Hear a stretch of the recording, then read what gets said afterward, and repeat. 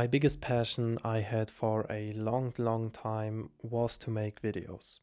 Now that I am making videos, there is always something that bothers me. And it's that everything has to be cinematic. And every time I take my camera out and go out and shoot something, there is this word in the back of my mind: cinematic. In this video, I want to talk about how you can look at this word cinematic and how you can apply this view on your own videos based on my experience and my thoughts about it. I will show you examples and you can decide whether this is cinematic or not. So, is this shot of me holding a book under a light cinematic for you? Or is that shot of me pretending to sleep cinematic?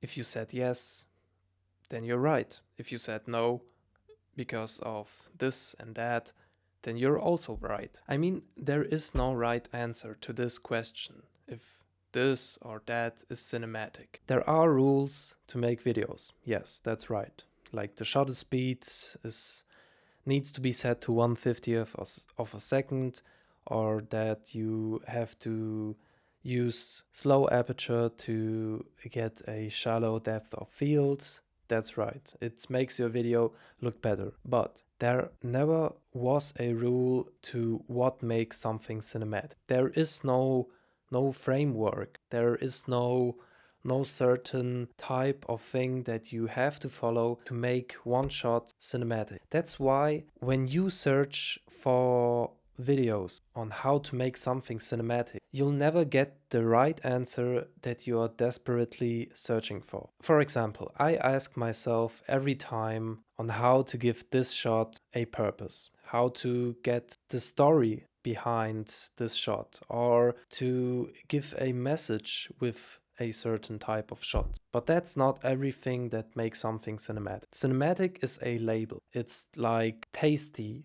or this is ugly. You know, for certain type of people, something is tasty, and for the other people, it's not so.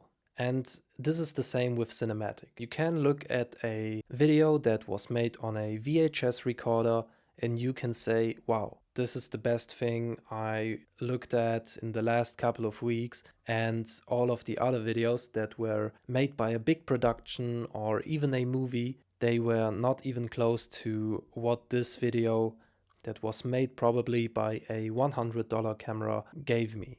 And that's the thing with cinematic videos. It's not about how you shoot something. It's not about how much light you use. It's not about the camera, how expensive it is and how good the specs are. It's not about the lens, how fast the aperture is or how vintage it looks. It's not even about the color grade that you make in post-production that gives you this filmic or cinematic style. It's about what the video gives you. It's about how you feel when you see this video. For example, I was making dinner for me and my girlfriend the other night to watch a series, and I thought about filming my process of cutting a watermelon. And I thought about how can I make this shot look as good as I can with what I have. And I only had this camera. I didn't even have a tripod. I only used a magic arm, I think, and a box that I found in the kitchen to lay my camera on. And to some people, the shots I made will not look cinematic at all. They will not give you anything.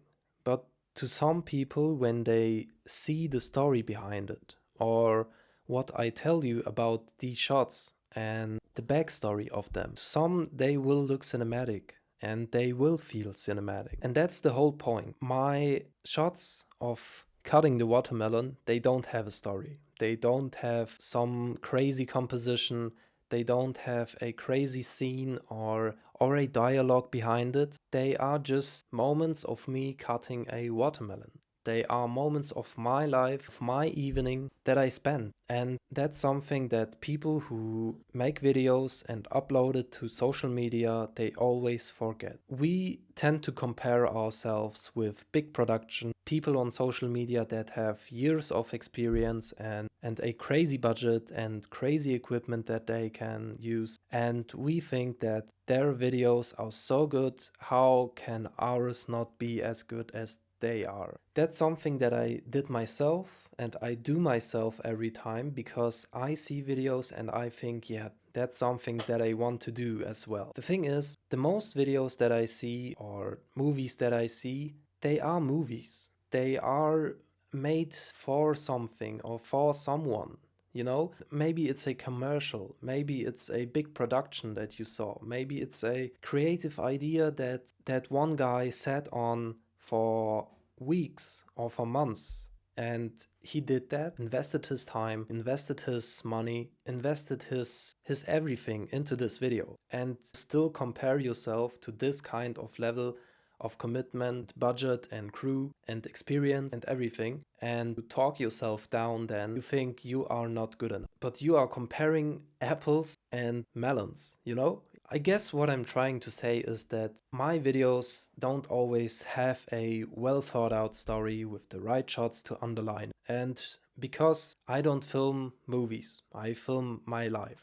My life is lacking in story sometimes. Days or even weeks can be uneventful, but I still film this life. These boring moments, the moments that seem uninteresting to someone, because that's what I want to capture. I want to capture these uninteresting moments. I want to capture these boring shots because there is something to that, this life that I am living. It's not always fancy. I'm not every time in a new city or a new country to explore something. I have no projects from clients that I film right now, so I am filming my life. The biggest thing that you can learn from these moments is to know yourself better. See what interests you, see who you really are. And the best example for that is this video.